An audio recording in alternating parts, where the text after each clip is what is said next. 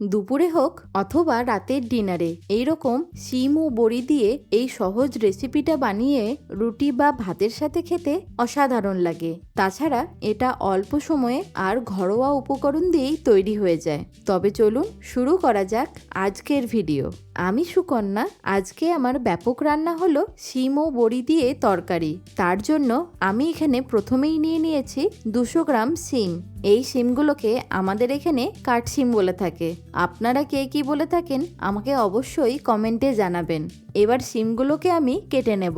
প্রথমে একটা সাইড কেটে নিয়ে এইভাবে শিমের আঁশটাকে ছাড়িয়ে নিতে হবে। এবার দুটো সাইডের আঁশটাকে ভালো করে ছাড়িয়ে নেওয়ার পর মাঝখান থেকে হাফ করে নেব।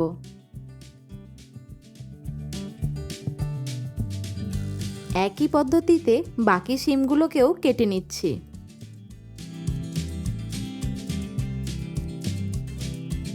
এবার ঝুড়ির মধ্যে শিমগুলোকে তুলে নিয়ে তার সাথে কেটে নেব দুটো মাঝারি সাইজের আলু। আলুটাকে এইরকম লম্বা করে আমি কেটে নিচ্ছি।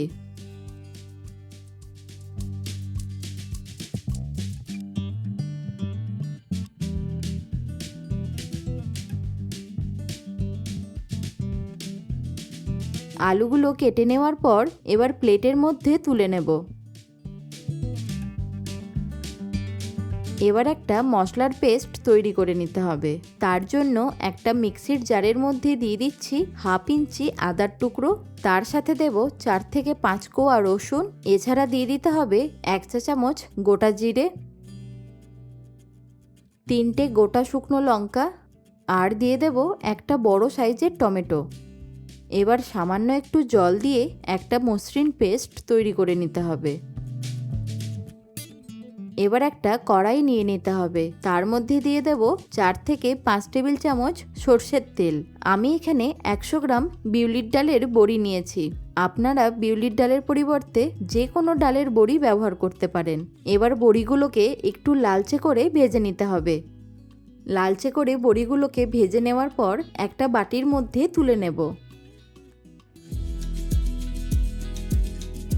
যেহেতু বড়ি ভাজার সময় অনেকটা তেল টেনে নেয়, সেই জন্য বাকি তেলটুকুনির মধ্যে আরও 3 থেকে 4 টেবিল চামচ সর্ষের তেল দিয়ে দিচ্ছি।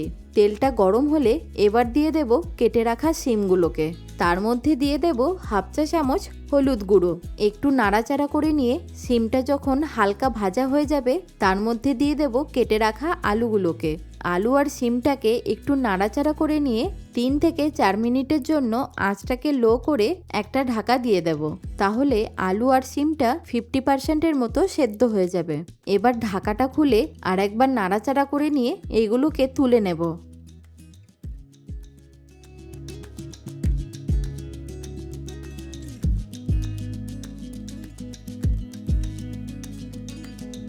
এবার ওই তেলেতেই ফোড়ন হিসেবে দিয়ে দিচ্ছি একটা তেজপাতা, একটা শুকনো লঙ্কা, তার সাথে দেব 1 চা চামচ 5 ফোড়ন। এবার একটু ভালো করে ফোড়নটাকে নাড়াচাড়া করে নিয়ে তার মধ্যে দিয়ে দেব দুটো মাঝারি মাপের পেঁয়াজ কুচি। এবার পেঁয়াজটাকে একটু লালচে করে ভেজে নিতে হবে। ভালোভাবে পেঁয়াজটা ভেজে নেওয়ার পর এবার দিয়ে দেব আগে থেকে বেটে রাখা মশলার পেস্টটা। তার সাথে দেব হাফ চা চামচ হলুদ গুঁড়ো, হাফ চা চামচ কাশ্মীরি লঙ্কার গুঁড়ো, আর দিয়ে দিতে হবে স্বাদ মতো নুন। এবার মশলাটাকে খুব ভালো করে কষাতে হবে। আমি একটা ঢাকা দিয়ে দেব, তার সাথে আঁচটাকে একেবারে লোতে করে দেব।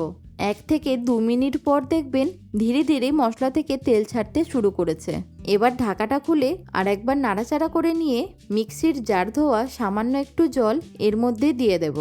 একঘেয়ে শিম পাতুরি, শিম বাটা কিংবা শিমের তেল ঝাল না বানিয়ে যদি এইরকম করে আলু বড়ি আর শিম দিয়ে এরকম একটা রেসিপি বানিয়ে রাতের ডিনারে রুটি পরোটার সাথে হোক বা দুপুরে গরম ভাতের সাথে খেতে কিন্তু অসম্ভব সুন্দর লাগে। এবার মশলা থেকে ভালো করে তেলটা বেরিয়ে আসার পর ভেজে রাখা শিম আলুটা দিয়ে দেব।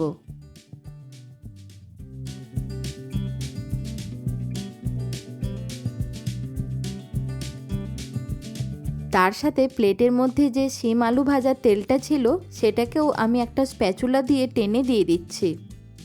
এরপর হালকা একটু মিষ্টির জন্য দিয়ে দিতে হবে 1 চা চামচ চিনি। খুব ভালো করে ঢাকা দিয়ে দিয়ে শিম আর আলুটাকে মশলার সাথে কষিয়ে নেব। ভালোভাবে আমাদের সব কিছু কষানো হয়ে গেছে। এবার দিয়ে দিতে হবে 1/2 কাপ উষ্ণ গরম জল। এইখানে একটা ছোট্ট টিপস আপনাদেরকে বলে রাখি, রান্নাতে জল ব্যবহার করার সময় চেষ্টা করবেন একটু উষ্ণ গরম জল ব্যবহার করার, তাহলে রান্নার টেস্টটা আরও সুন্দর হয়। এবার দিয়ে দেব ভেজে রাখা বড়িগুলোকে। একবার ভালো করে নাড়াচাড়া করে নিয়ে 3 থেকে 4 মিনিটের জন্য একটা ঢাকা দিয়ে দেব।